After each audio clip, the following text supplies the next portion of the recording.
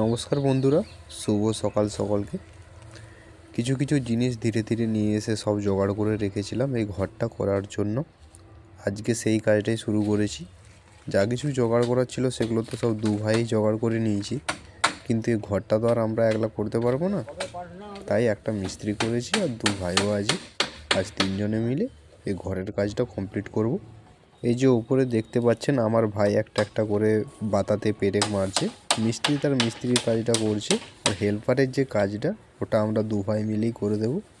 তাতে পয়সাটা অনেকটা কম লাগবে এবং আমাদের কাজটাও হয়ে যাবে। আজকে হলেই আজকের এটা ছাউনির কাজ কমপ্লিট হয়ে যাবে সারাদিনের মধ্যে। এই ঘরটা দেখে আপনারা হয়তো অনেকটাই আন্দাজ করতে পেরেছেন যে কি করতে চলেছি। আর যদি না বুঝতে পারেন তাহলে আগামী যে ভিডিওটা আসবে সেই ভিডিওটা দেখলে আপনারা অবশ্যই বুঝে যাবেন যে এই ঘরটা কিসের জন্য করা হচ্ছে। আর কয়েকটা দিনের অপেক্ষা নতুন কাজটা শুরু করার জন্য।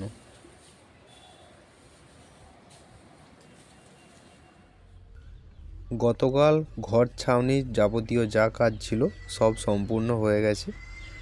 অনেক দিন দেশি মোরগ খাওয়া হয়নি, তাই বাড়ির আজকে একটা দেশি মোরগ বাড়িতে রান্না করা হবে। তাই সকাল সকাল বাজারে গিয়েছিলাম মোরগটাকে ছাড়িয়ে নিয়ে আসার জন্য। এই ছাড়িয়ে বাজার থেকে ফিরলাম। তুই বুঝি পেঁয়াজ নিয়ে এসেছিস কেন? তো পেঁয়াজটা ওখানে দাও, পেঁয়াজটা একটা উপরে দাও, ঝাঁঝিটা লাগবে না চোখে। হ্যাঁ, আমার কাটা হয়ে গেল সব। আর আমার মায়ের হেল্পিং হ্যান্ড কেউ নেই, আমি যতটুকু পারি হাত টাত লাগিয়ে দিই মাঝে মধ্যে। না হলে মা একলাই করে, এই জন্য আমাদের দুপুরের রান্না একটু দেরিতেই হয়। রাত্রের রান্নাটা ঠিক সময়ে হয়ে যায়, কিন্তু দুপুরের রান্নাটা একটু দেরি হয়। কাজবাজ গুছিয়ে সব কিছু মা একলা হাতেই করে। তো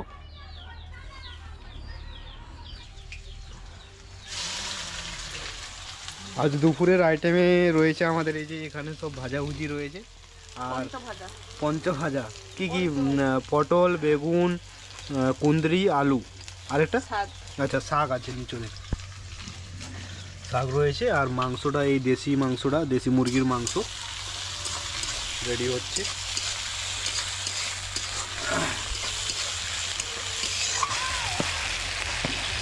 মাংসের মধ্যে শুধু নুন আর অল্প সামান্য হলুদ মাখানো হয়েছে।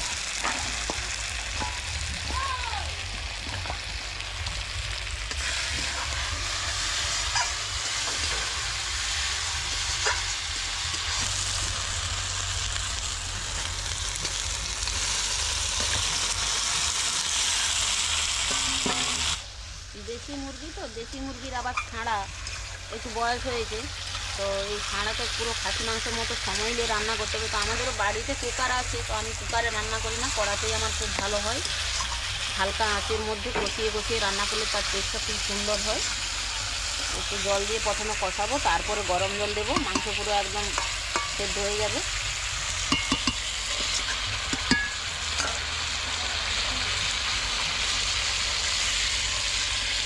অল্প একটু জল দিয়ে দিলাম।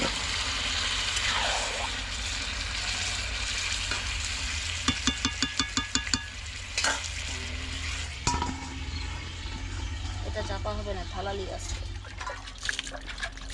আজকে আর হবে না, ভেবেছিলাম যে আজকে এই পশুটি মাটিটা দিয়ে পুরোটা লেপে একদম প্লেন করে দেবো সুন্দর করে, কিন্তু আজকে আর হবে না। মাটিটাকে ভিজিয়ে রাখতে হবে।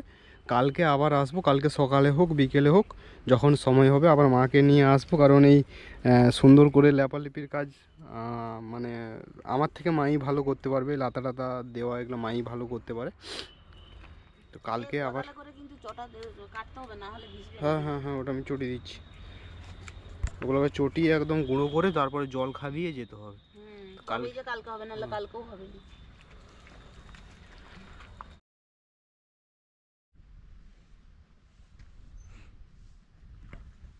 কাল তো হয়নি, কালকে মাটিগুলো শক্ত ছিল, জল দিয়ে গেছিলাম। আজকে আবার এসেছি দুপুরবেলায় খাওয়া দাওয়ার পরে। যতটা করতে পারি করা যাবে। আবার ধীরে ধীরে, এটা একবারে হবে না, আরও দুবার তিনবার করলে লাতা দিতে হবে, তারপরে যদি প্লেন হয় তো হবে।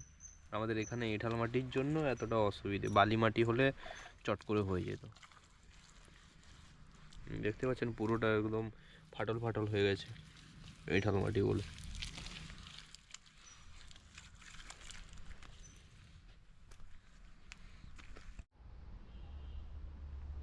লাতা দিয়ে কমপ্লিট করতে করতে প্রায় সন্ধে হয়ে এসছে।